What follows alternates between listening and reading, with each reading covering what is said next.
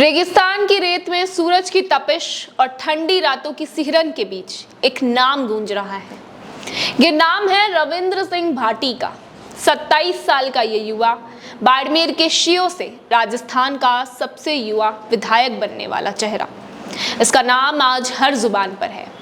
कभी जोधपुर के college campus में छात्रों की आवाज बनकर उभरे, तो कभी रेत के टीलों पर खड़े होकर लोक देवताओं को नमन किया, और कभी जयपुर के अस्पतालों की लापरवाही पर सरकार को कटघरे में खड़ा कर दिया।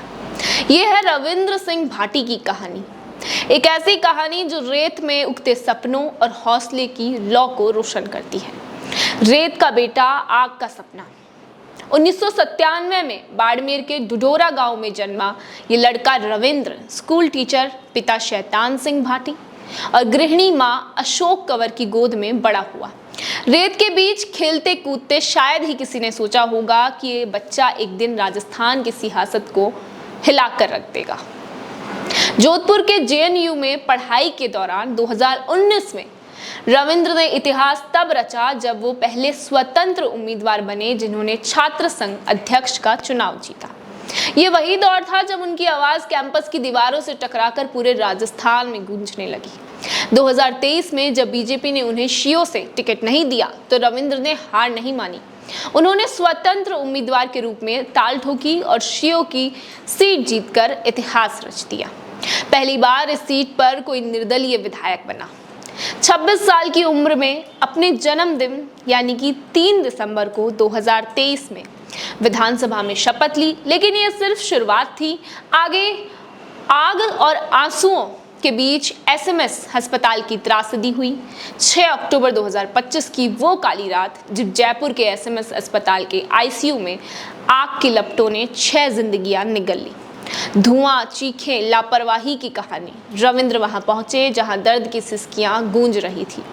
परिवारों के बीच खड़े होकर उन्होंने सरकार पर तीखा हमला बोला। सुरक्षा की चेतावनियां सालों से दी जा रही थी, लेकिन सरकार ने मरीजों की जिंदगी को खतरे में डाल दिया। उनकी आवाज विधानसभा तक पहुंचने वाली है, जहां वो इस मुद्दे को जोर शोर से उठाने का वादा कर चुके हैं। सोशल मीडिया पर उनकी यह तस्वीर आंसुओं से भरे परिवारों के बीच खड़े रविंद्र वायरल हो गई, और इसके बाद यूजर्स ने लिखा, ये है असली नेता जो दर्द में साथ देता है। ये बात है जब आगे अगर हम इस कहानी में बढ़ें तो रेत से आस्था तक, गुजरात और पनराज सर का रास्ता। अक्टूबर का महीना रविंद्र के लिए आस्था और कर्म का संगम बना है। 10 अक्टूबर को जैसलमेर के पनराज सर में लोक देवता वीर श्री पनराज जी जुझार की जयंती पर हजारों लोग जमा हुए।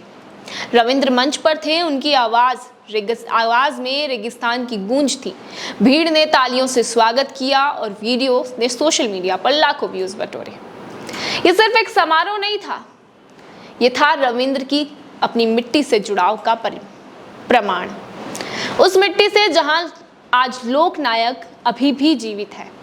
11 अक्टूबर को गुजरात के गांधीनगर में प्रेक्षा विश्व भारती कोबा में रविंद्र आचार्य श्री महाश्रमण के चरणों में प्रणाम किया। ये क्षण आत्मिक शांति का है, उन्होंने ट्वीट करके कहा।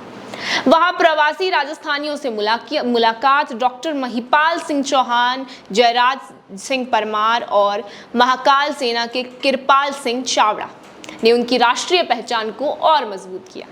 अहमदाबाद में बद्री प्रसाद शारदा के परिवार से मुलाकात की, एक स्नेह भरा पल जो उनकी जड़ों को और गहरा करता है। बिजली, बेटियां और बनिश का गौरव। शियो की धरती पर रविंद्र का हर कदम एक कहानी बुनता है। 10 अक्टूबर को नागदड़ा केवीजेएसएस के लिए 3.15 MVA का ट्रांसफार्मर स्वीकृत हुआ। लोड शेडिंग और ट्रिपिंग अब अतीत होंगे, रविंद्र ने घोषणा की। ये छोटी जीत नहीं थी, ये रेगिस्तान के गांवों में बिजली की रोशनी का वादा था। उन्होंने 3.38 लाख फॉलोअर्स और उनके 11 लाख फेसबुक लाइक्स ये बताते हैं कि रेगिस्तान का ये शेर अकेला नहीं है।